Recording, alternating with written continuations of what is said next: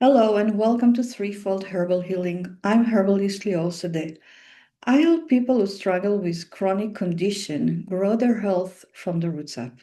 And today I'm going to speak about depression and the gut-brain axis, or how your gut affects your mood and your cognition.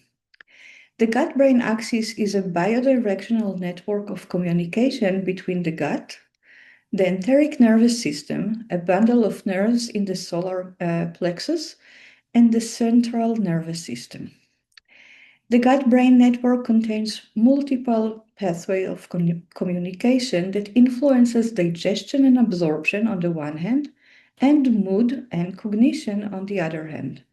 This is why when you eat something that your body doesn't like, that it irritates your gut, you will feel symptoms such as brain fog, memory loss, or depression and anxiety.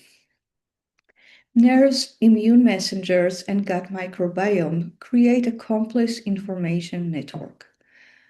So let's start by talking about the autonomic nervous system.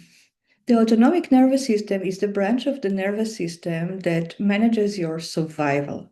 It is a complex tightrope dance that regulates heart rate, blood pressure, breathing, metabolism, and fluid balance.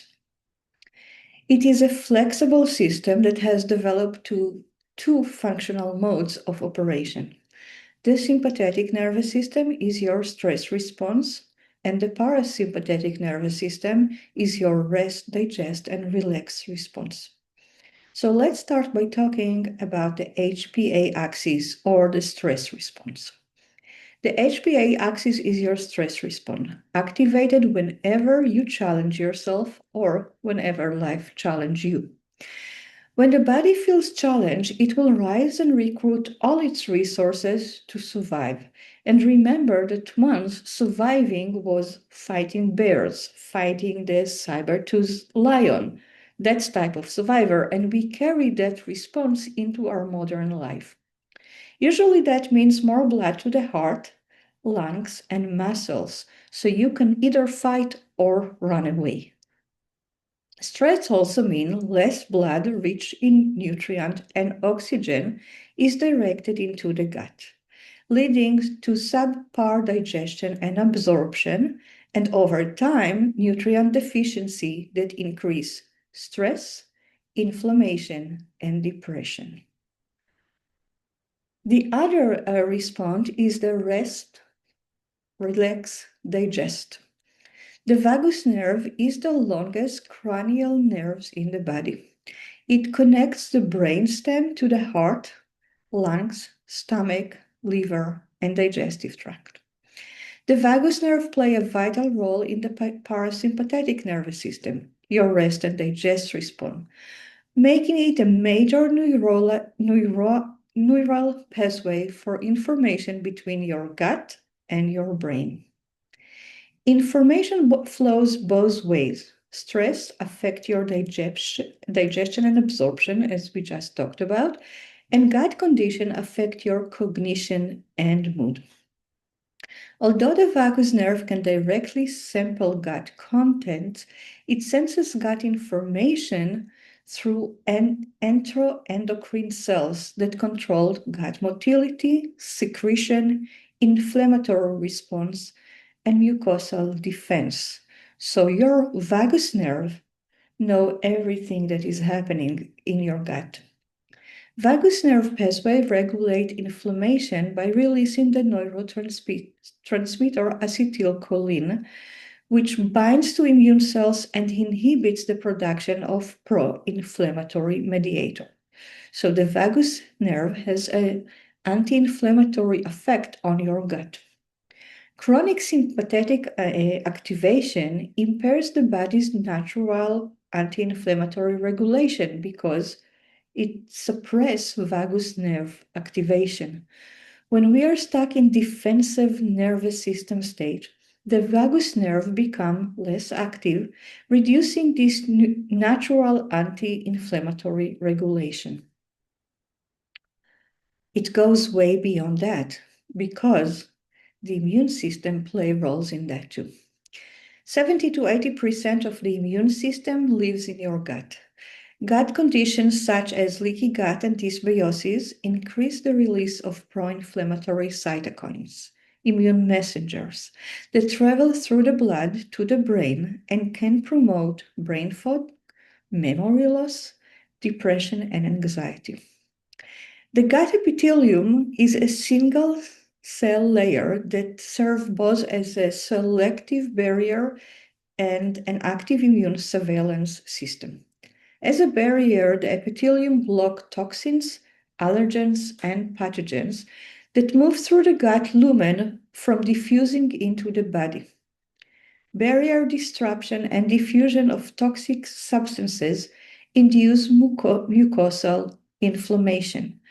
So what it really means is that once you have leaky gut and substances that are toxic diffuse into your bloodstream, you start to have inflammation and tissue damage, which play a role in IBD, IBS, and celiac disease. The epithelium is not a passive barrier. Instead, it kind of tastes the content of the lumen, evaluate it, and respond to allergens and pathogens by recruiting immune cells. Pro-inflammatory immune cells released in the gut travel through the blood to the brain and activate microglia brain immune cells, leading to brain inflammation that alters mood and cognition. So irritation in the gut activate inflammatory cells in the brain. Now, the last player is the microbiome. Research suggests that an imbalance in the microbiota gut-brain axis may play a vital role in depression.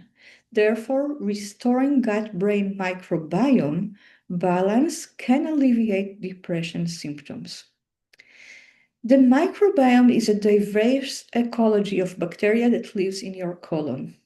There are 10 bacterial cells in your colon for each human cell in your body. So you're more bacteria than you. Genetically, you are much more similar to any other human being on this planet, but your gut microbiome composition is unique to you. Gut bacteria are not passive renters in the gut. Instead, they ferment fiber, produce short-chain fatty acids, synthesize vitamin, and support a robust immune system. So let's talk a little bit about short-chain fatty acids that produced by gut bacteria have a protective effect on the brain. They support the integrity of the blood-brain barrier, a specialized endothelial tissue, like skin, that protects the brain from pathogen and large molecule.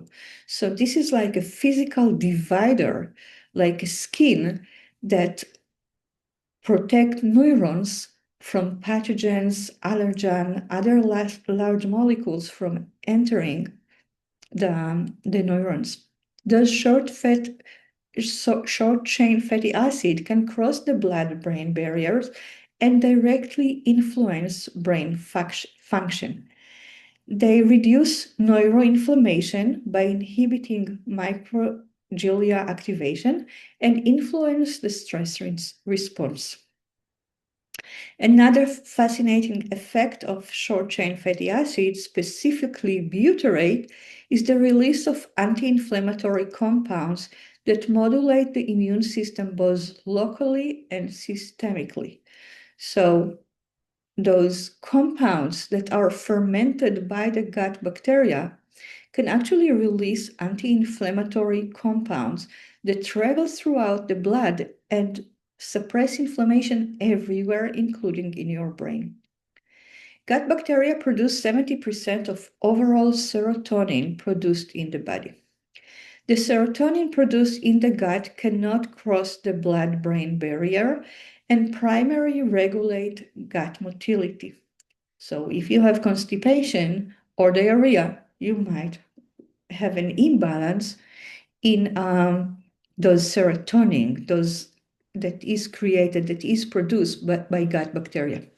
Nevertheless, serotonin produced in the gut does communicate with the brain and has an effect on your mood.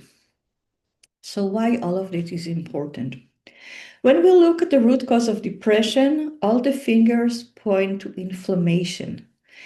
In my last video, depression, it's not just in your brain. I described how typical Western lifestyle promote inflammation, wreaking havoc on your and my, all of us, nervous system.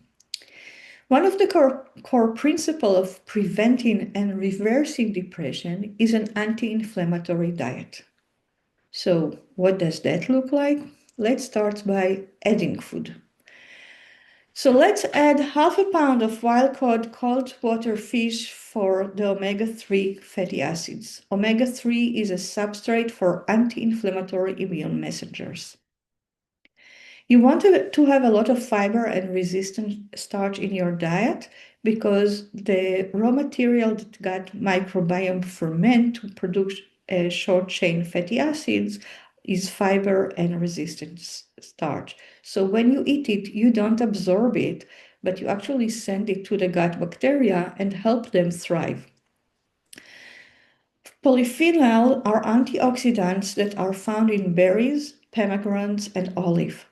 The bacteria metabolize those polyphenols into compounds that then circulate and help modulate inflammation throughout the body by reducing the oxidative stress that is associated with inflammation.